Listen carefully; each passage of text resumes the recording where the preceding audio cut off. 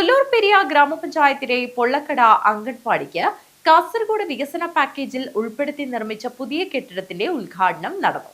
Uduma MLA advocate CH Kunhambu ഉദ്ഘാടനം നിർവഹിച്ചു.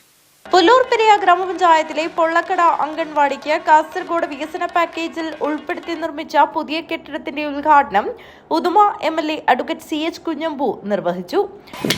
ഇവിടെ വന്നപ്പോൾ ഞാൻ കണ്ടത് ഒരു വനിതാ സമ്മേളനമാണ്. പുരുഷന്മാരിൽ എണ്ണി ഇവിടെ ഇരുന്നിടത്ത് നല്ല എണ്ണി നോക്കി അത് 20 ആളേ ഉള്ളൂ.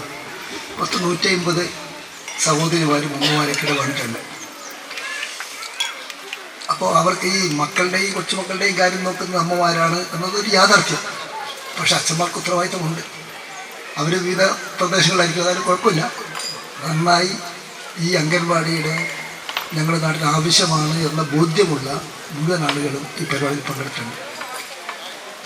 അംഗൻവാടി എന്ന് പറയുന്നത് ഏകദേശം ഒരു 4 പതിറ്റാണ്ട് മുമ്പ് കേന്ദ്ര ഗവൺമെൻറ് ആവിഷ്കരിച്ചൊരു പദ്ധതിയാണ്.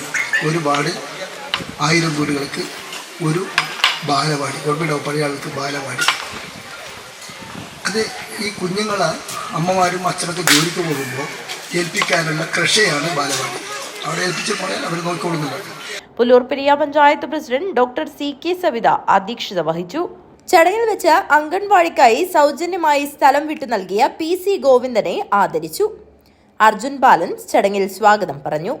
ജില്ലാ panchayat vice president KK Soya, panchayat vice president advocate MK Baburaj, Deepa Manikandan, Shafi BA, Mini AV, Hafsath T, Shailasree AT, Beena K, A Krishnan, A Santhosh Kumar, Bindu K, Nalini VK, Leela K, CK Aravindakshan, Preethi P, Shaji Edamunda, Ratheesh P, Padmanabhan MV, Katheesh, Chandrika B, Ramya, Lekha എന്നിവർ സംസാരിച്ചു.